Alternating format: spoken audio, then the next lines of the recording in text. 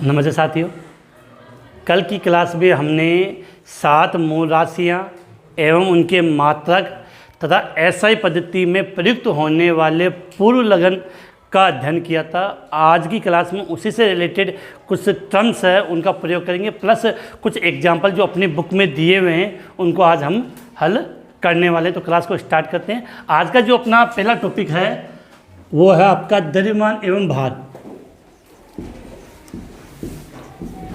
द्रव्यमान एवं भार। द्रव्यमान को इंग्लिश में बोलते हैं मास और भार को आप जानते हो क्या बोलते हैं, वेट। तो क्या लिखा है, द्रव्यमान एवं भार। काफ़ी बच्चों में एक ही होता है कि सर द्रव्यमान और भार एक ही होता है। बेटा माना जाए तो एक होता है, लेकिन काफ़ी डिफरेंस होता है। देखो, द्रव्यमान किसी पदार्थ में उपस्थित द्रव्य की मात्रा होती है, जबकि किसी वस्तु का भार उस पर लगने वाला गुरुत्वीय बल होता है। क्या होता है, गुरुत्वीय बल होता है। दोनों में अंतर होता है। और द्रव्यमान होता है, उसका जो मान होता है वो सदैव स्थिर होता है। आप कहीं पर भी चले जाओ, कहीं पर भी चले जाओ, द्रव्यमान का जो मान है वो सदैव क्या होता है, फिक्स होता है। लेकिन भार है वो गुरुत्वीय त्वरण या गुरुत्व बल के कारण निर्भर करता है। तो एक स्थान से दूसरे स्थान पर जाने पर जैसे गुरुत्वीय बल के मान में परिवर्तन होता है, उससे के कारण भार में भी परिवर्तन होता है। तो सीधी सी बात होनी चाहिए कि द्रव्यमान और भार में अंतर होता है। देखो हम इसको स्टार्ट करते हैं। यहाँ से क्या लिखा है, द्रव्यमान और भार। तो सबसे पहले हम लिखते हैं कि किसी पदार्थ की बात करें कि किसी, ये भी नहीं चल रहा क्या बात आज,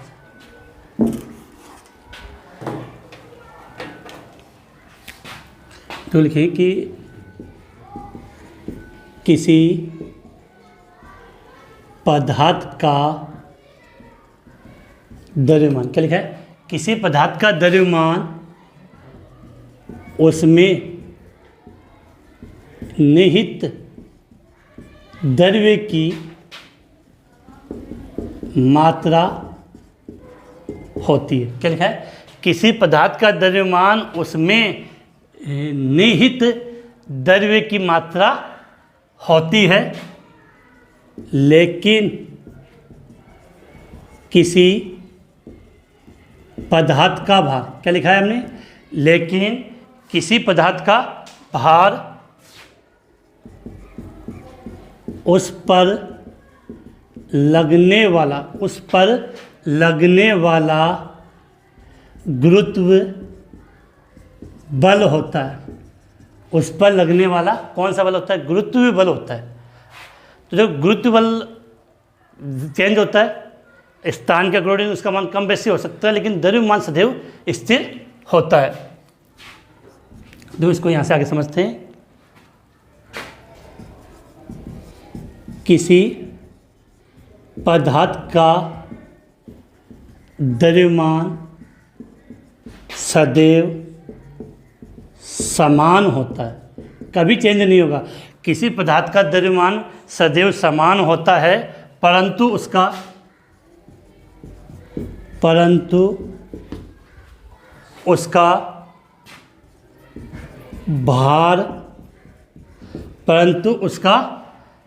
भार गुरुत्व में परिवर्तन के कारण एक स्थान से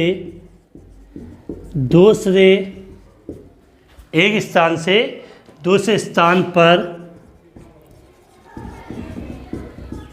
अलग अलग होता है। क्या होता है, अलग अलग होता है। सिंपल से, ज़्यादा इसके बारे में नहीं है, आगे के चैप्टर में डिटेल से आएगा। थोड़ा सा टर्म्स थी तो वो मैंने समझा दिया। देखो अब यहाँ से क्लियर होना चाहिए कि द्रव्यमान किससे रिप्रेजेंट करते हैं, एम से। तो द्रव्यमान का मात्रक, और मात्रक में भी याद करना कौन सा मात्रक है, एसआई मात्रक। द्रव्यमान का एसआई मात्रक, अभी मैंने थोड़ी कल की क्लास में बात की थी कि द्रव्यमान का एसआई मात्रक क्या है, कमेंट्स में बता दीजिए। निठल्ले की तरह बैठे हो, थोड़ा सा तो आप भी एक्टिव हो कि द्रव्यमान का एसआई मात्रक क्या होगा, किलोग्राम। क्या होगा, किलोग्राम होता है। और ये आप सब जानते हो कि 1 किलोग्राम बराबर कितने होते हैं 1000 ग्राम। 1 किलोग्राम बराबर क्या होते हैं 1000 ग्राम। तो बिल्कुल क्लियर होना चाहिए कि द्रव्यमान और भार में अंतर है कि द्रव्यमान का मान सदैव स्थिर होता है जबकि भार का मान गुरुत्व त्वरण पर निर्भर करता है। जैसे एक बात बताऊँ मैं आपको कि 2 महीने पहले मैंने अपना वज़न तोला था, तो उस समय वेट आया था 86 kg, 86 किलो। तो जैसे मैंने वेट देखा कि 86 किलो, तो दिमाग घूम गया कि वेट इतना ज़्यादा। तो उसी दिन मैंने सोच लिया कि चाहे अब कुछ भी हो जाए कि वज़न कम करना है। उसी दिन से मैंने मेहनत करना स्टार्ट कर दिया और डाइटिंग करना स्टार्ट कर दिया। तो वो आपने सुना होगा ना थाराभाई जोगिंदर का, इतनी डाइटिंग की किसी ने सोची नहीं होगी। और 2 महीने के बाद जब मैंने अपना वज़न नापा, तोला, तो आप अफसोस करोगे कितना हो गया, 86 से 92 kg हो गया। 86 से 92 kg हो गया। फिर मैंने एक बात समझ में आई कि यार मेरी गलती नहीं है, मैं मोटा नहीं हूँ, मैं गलत ग्रह पर आ गया। देखो पृथ्वी पर मेरा वजन है 92 kg। अगर यही मैं चंद्रमा पे होता तो मेरा वजन होता 15 से 16 किलो। तो गलत ग्रह की गलती है कि मेरी गलती नहीं है, मेरा वजन तो 92 है। आप सब जानते होंगे कि अगर किसी वस्तु का वजन पृथ्वी पर जितना है, अगर आप उसका भार की बात करें, पृथ्वी पर जितना है, अगर चंद्रमा पर लोगे तो उसका भार 1/6 होता है, क्योंकि वहाँ गुरुत्व त्वरण का मान पृथ्वी के गुरुत्व त्वरण के मान की अपेक्षा 1/6 होता है। सपोज करना अगर किसी वस्तु का भार 90 kg है पृथ्वी पर, तो चंद्रमा पे उसका भार कितना होगा, 15 kg। तो फिर एक ही बात समझाई मैंने मन को कि मेरा वजन ज़्यादा नहीं है, गलत ग्रह पर हूँ मैं। तो उसके बाद वापस से जुनून हुआ और वापस से अब सोच रहा हूँ कि फिर से मैं डाइटिंग करूँगा, और इस बार ऐसी डाइटिंग होगी जिसका वजन आप सोच भी नहीं सकते कि 92 से वजन कितना जाएगा। तो बिल्कुल क्लियर हो गया वो टॉपिक। तो द्रव्यमान एवं भार। इसके बाद देखो एक टॉपिक और लेते हैं, इसमें आयतन। एक शब्द आप सुनते हो, क्या लिख रहा हूँ मैं यहाँ पे, आयतन। आयतन को इंग्लिश में क्या बोलते हैं, वॉल्यूम। क्या बोलते हैं इंग्लिश में, वॉल्यूम। बड़ा मजाक नहीं, रियलिटी है। 86 था वजन, 86 से 92 हो गया, और वो भी डाइटिंग करते करते। हाँ, तो बात कर रहे हैं, चलो वो तो मजाक की बातें, लेकिन बात रियल है। हाँ, आयतन क्या लिखा मैंने, वॉल्यूम। किसी पदार्थ के इकाई आयतन का द्रव्यमान। देखो सॉरी, आयतन की बात करें तो घनत्व की होगी। आयतन का मतलब क्या होता है, कोई वस्तु जो स्थान घेरती है, कोई वस्तु जो स्थान घेरती है उसको हम क्या बोलते हैं, आयतन। सिंपल से अगर आयतन के आप डेफिनेशन लिखना चाहो तो किसी पदार्थ द्वारा घेरे हुए स्थान को हम क्या कहते हैं, आयतन कहते हैं। किसी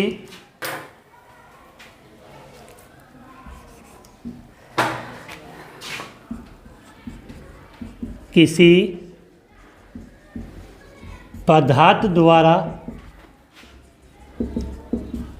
घेरे हुए स्थान को, किसी पदार्थ द्वारा घेरे हुए स्थान को आयतन कहते हैं। किसी पदार्थ द्वारा घेरे हुए स्थान को हम क्या बोलते हैं।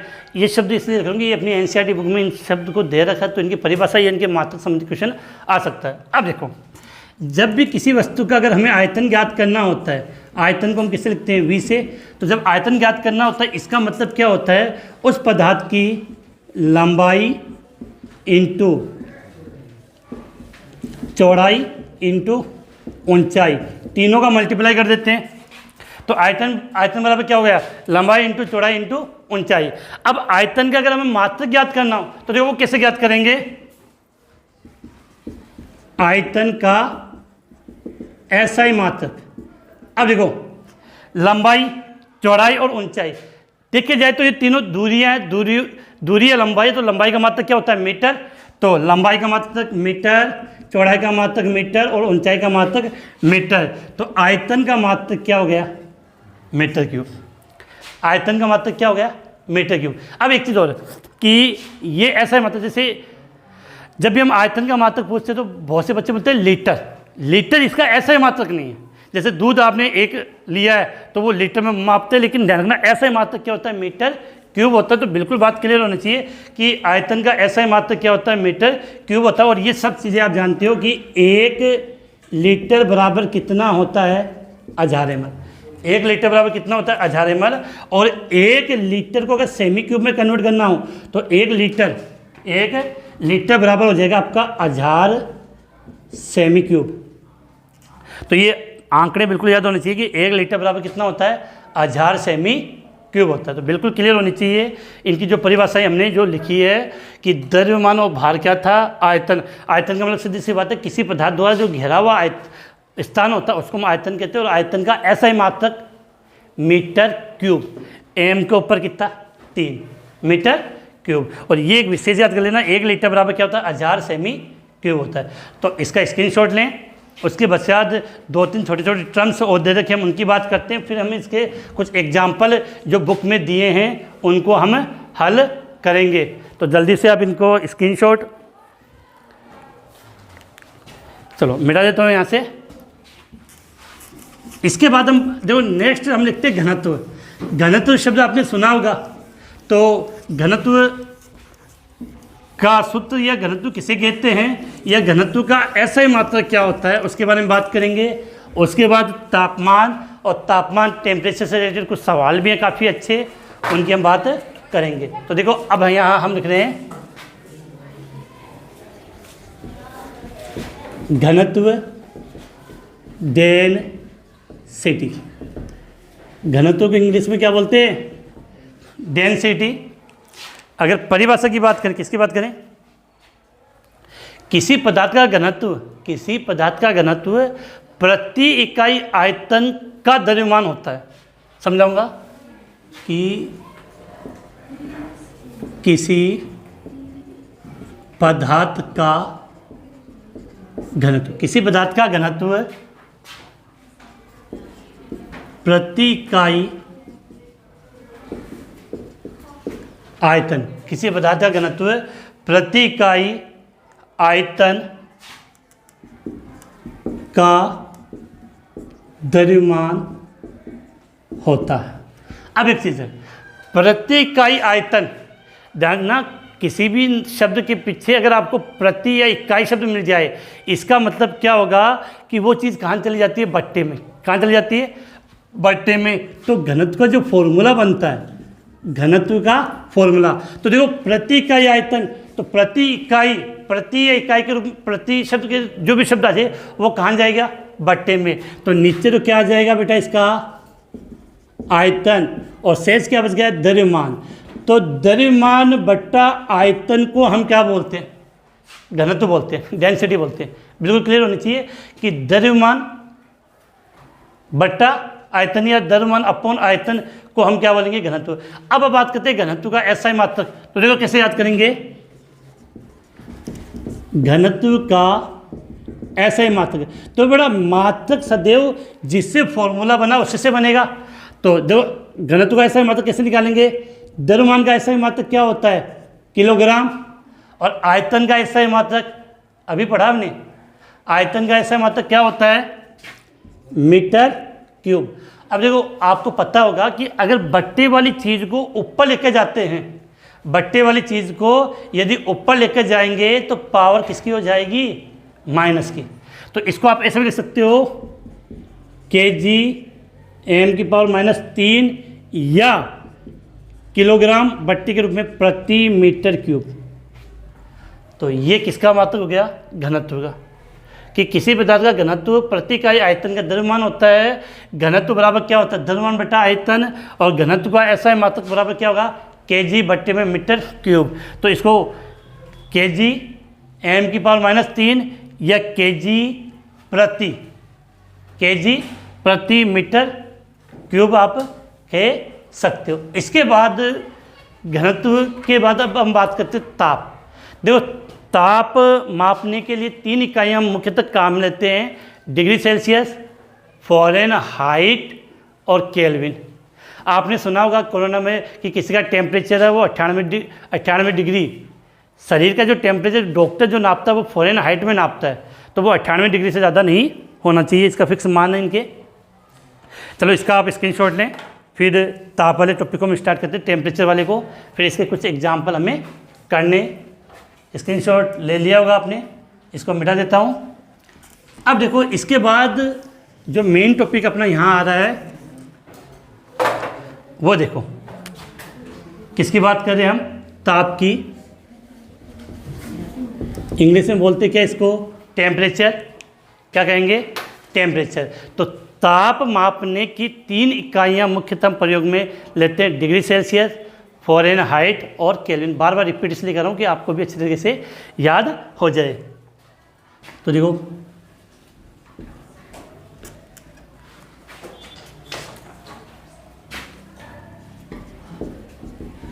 सामान्यतः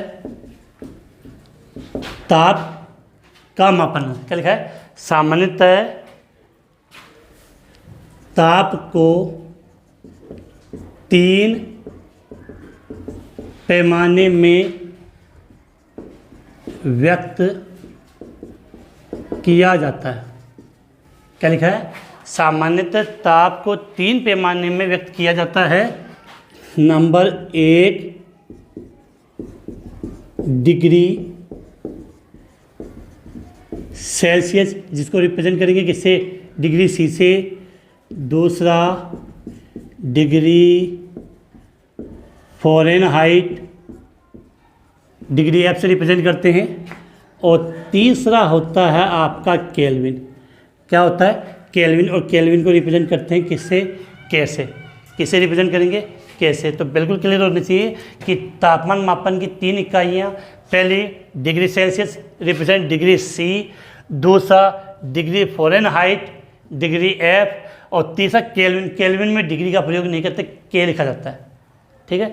अब देखो सबसे बड़ा और सबसे अच्छा क्वेश्चन क्या आता है एग्जाम में, क्वेश्चन क्या आएगा कि आपको कोई मान देगा कि जैसे 40 डिग्री सेल्सियस को केल्विन में परिवर्तित कीजिए, या 36 डिग्री सेल्सियस को फ़ारेनहाइट में परिवर्तित कीजिए, या फ़ारेनहाइट को किस में परिवर्तित कीजिए, केल्विन में परिवर्तित कीजिए। तो इनके मान को आपस में परिवर्तित करने का संबंधित सवाल है, वो आपको हाफिली या आपके एनुअल एग्जाम में ज़रूर मिल जाता है। तो परिवर्तित करने का एक फॉर्मूला होता है। अगर मैं फॉर्मूला आपको डायरेक्ट लिखाऊंगा, फॉर्मूला यदि आपको डायरेक्ट लिखाऊंगा तो आप भूल जाओगे। तो फॉर्मूला वो कैसे बना वो वही सिखा देता हूँ, जिससे आपके माइंड में बिल्कुल बात बैठ जाए। एक चीज़ और है, ताप का ऐसा ही मात्रक, ये केल्विन है, वो क्या होता है, केल्विन क्या होता है, ताप का ऐसे मात्रक। बिल्कुल क्लियर होना चाहिए। ये पर्सन आ गया, ताप का ऐसा मात्रक, आप तो इनमें से किसी पर भी क्लिक कर दो, नहीं, ताप का ऐसा मात्रक क्या होगा, आपका केल्विन होगा। अब देखो हम समझते कुछ चीज़ें। देखो यहाँ लिखा मैंने सेल्सियस, थोड़ा इधर लिख लेते हैं। देखो क्या लिखा, सेल्सियस, फ़ारेनहाइट और केल्विन। ठीक है।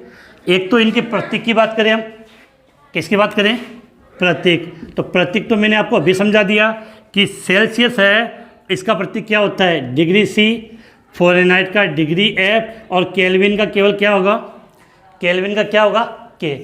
अब देखो यहाँ पर हमें हिमांक और जल की क्वथनांक का पॉइंट याद होना चाहिए। देखो कि जल का हिमांक और जल का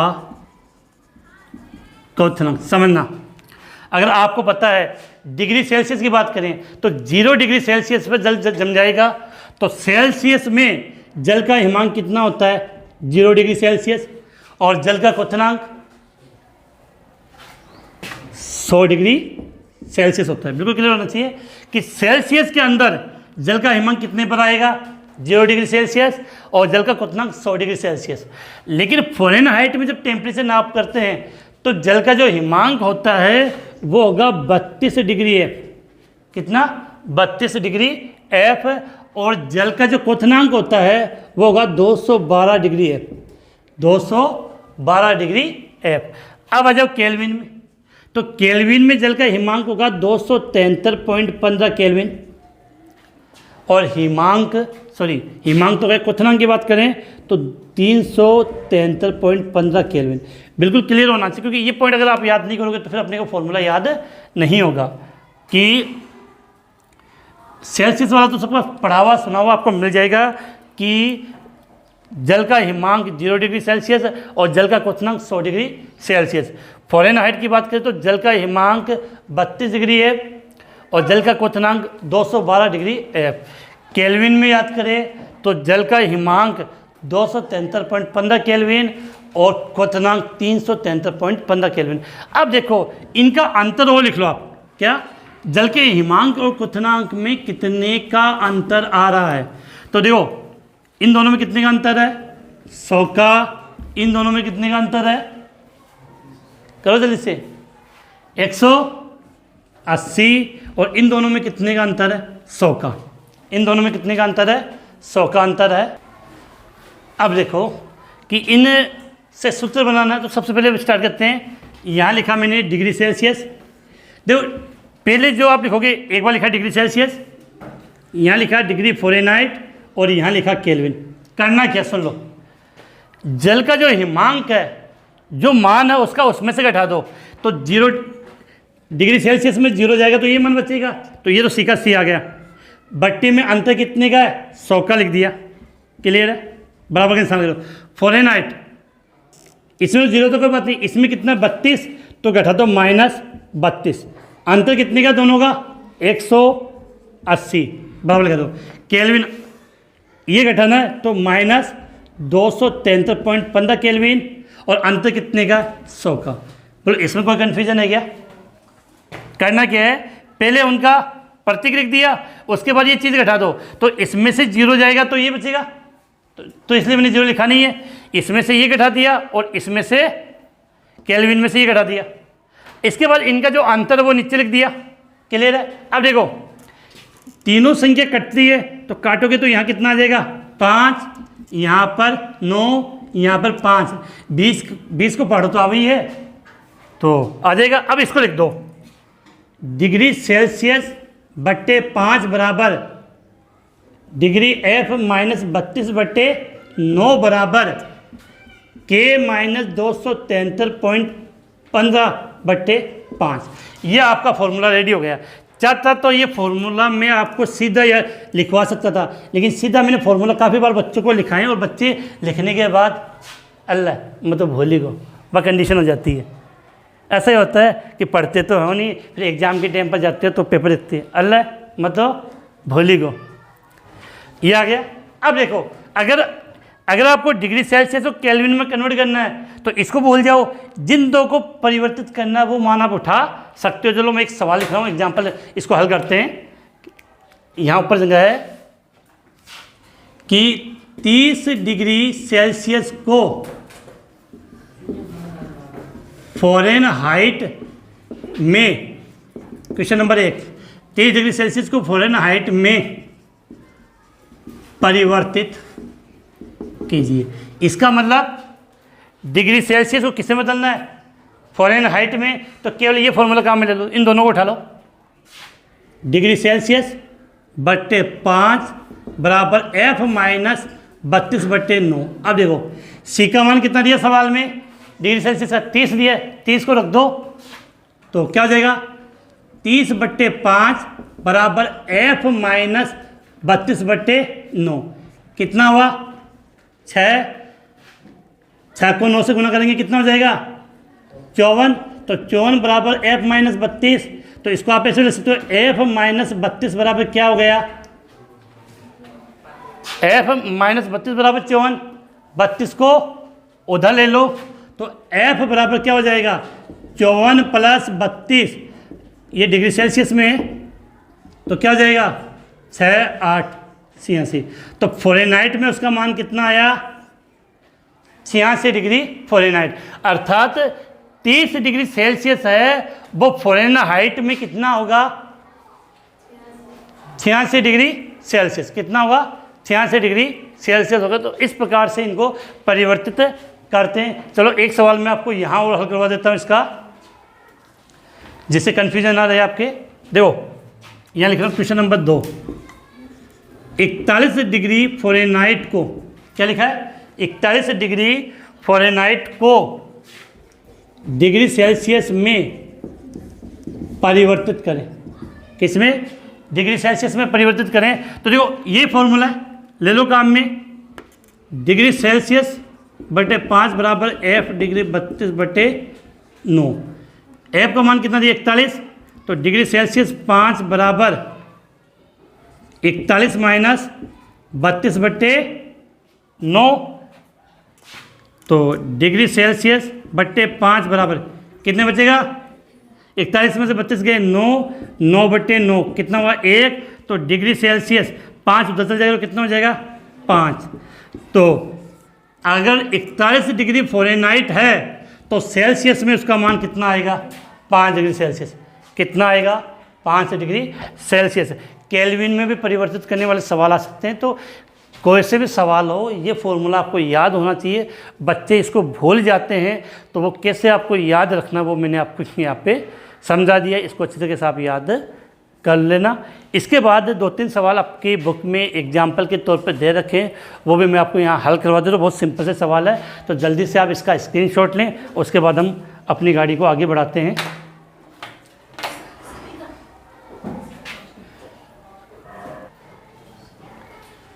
तो स्क्रीनशॉट ले लिया होगा आपने। अब देखो इसके बुक में 2-3 एग्जाम्पल दे रखे, सिंपल से हैं। इन्हीं से जो अंतर परिवर्तन से रिलेटेड है, जो आपने घनत्व पढ़ा होगा, आयतन पढ़ा होगा, द्रव्यमान, भार पढ़ा होगा, उन्हीं से रिलेटेड है।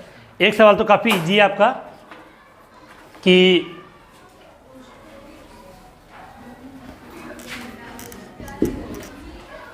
जो सवाल की हम बात करें तो एक सवाल तो हमने ये लिखा है यहाँ पे कि धातु का एक टुकड़ा, क्या लिखा है, धातु का एक टुकड़ा 3 इंच का है। कितना है, 3 इंच लंबा है। धातु का एक टुकड़ा कितना इंच लंबा है, 3 इंच लंबा है। सेमी में, cm का मतलब सेंटीमीटर, अब तो बिल्कुल क्लियर होना चाहिए। सेमी में इसकी लंबाई क्या होगी। अब सेंटीमीटर में इसकी लंबाई पूछा है तो सिंपल सा कोई विशेष बात नहीं है कि देखो ये चीज़ तो आप जानते होंगे कि आपने पढ़ा भी होगा कि 1 इंच बराबर 2.54 सेमी होता है, या 2.54 बोल सकते हो कि 1 इंच बराबर कितना होता है, 2.54 सेमी। और आपको पता है पॉइंट के बाद होते हैं एक साथ न बल्कि अक्सर मतलब 5-4 ऐसा बोलते हैं। तो अब कितने इंच का ज्ञात करना, तो 3 इंच का तो सिंपल सा है कि 3 × 2.54 सेमी, तो मल्टीप्लाई कर लो आपका आंसर आ जाएगा। तो इसको आप कैलकुलेट करोगे तो आंसर क्या होगा, 7.62 सेमी।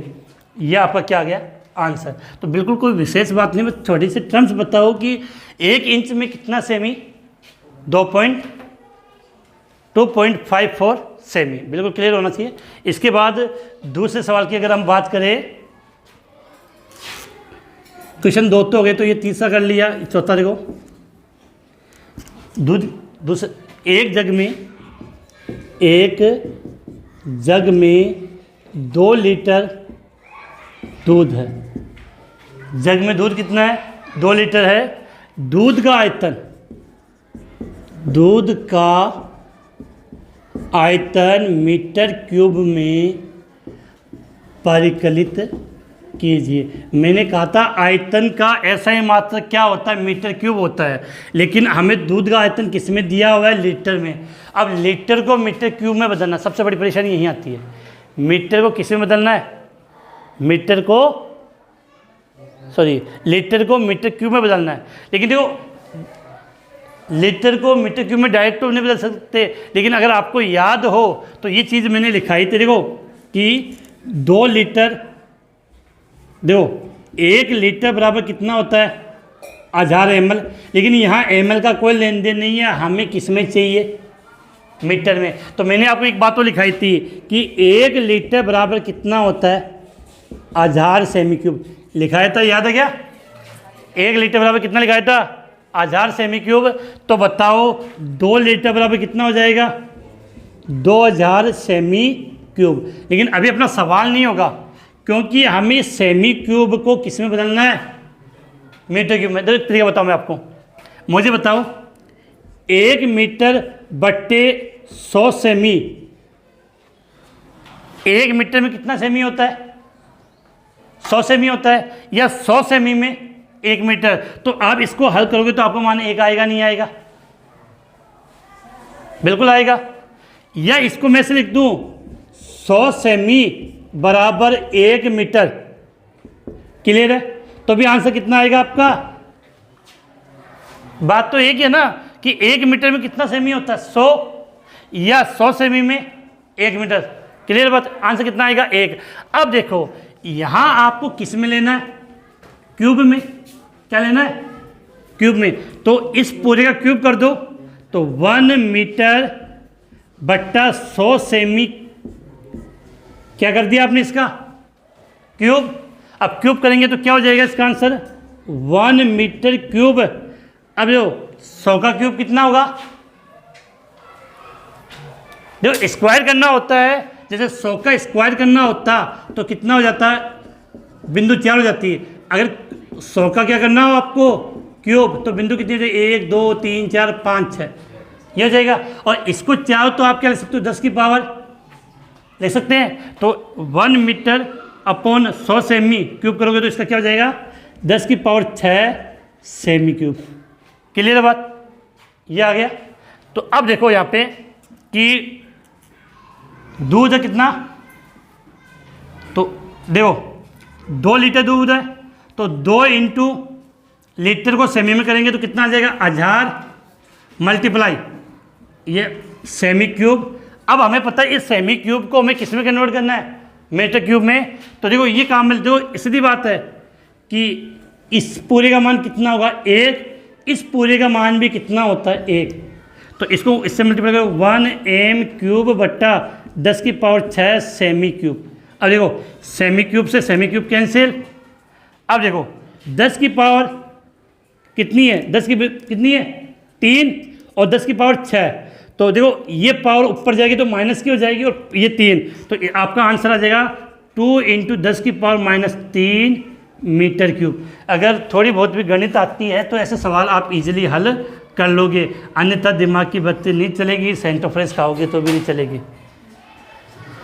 तो बिल्कुल सवाल है, थोड़ा सा इसका लेवल अच्छा दिया गया है, तो थोड़ा सा आपको कन्फ्यूजन क्रिएट होगा इसको हल करने में, क्योंकि इस प्रकार से जब तक कन्वर्ट करना नहीं आएगा तब तक आपका सवाल नहीं होगा। इसके बाद देखो आगे हम बात करें, एक सवाल अपनी बुक में एग्जाम्पल के रूप में और दिया था, वो मैं आपको हल कर रहा हूँ, सिंपल सा था उसमें कि 2 दिन में कितने सेकंड होते हैं। तो इसमें तो कोई परेशानी नहीं है। 2 दिन में क्या पूछा आपको? कितने सेकंड होते हैं। तो अगर आपको इसका आंसर देना है तो सिंपल सी है, 2 दिन में कितने घंटे? 24 घंटे।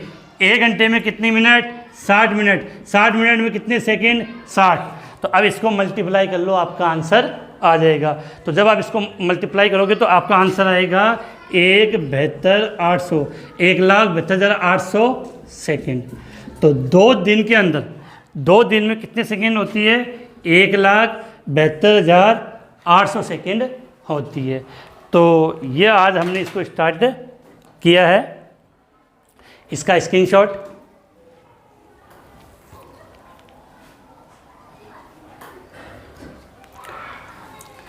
तो आज की क्लास में हमने काफ़ी कुछ छोटे छोटे टॉपिक पढ़े थे और उनके कुछ सवाल हल किए थे। और विशेष कर जो सवाल ये तो नॉर्मल है, विशेष कर जो तापमान में परिवर्तन है कि डिग्री सेल्सियस का फ़ारेनहाइट में, फ़ारेनहाइट का केल्विन में, तो ये परिवर्तन वाला टॉपिक है, वो विशेष कर याद कर लेना, क्योंकि इससे काफ़ी बार क्वेश्चन आपके हाफ ईयरली या बोर्ड एग्जाम में पूछे गए हैं।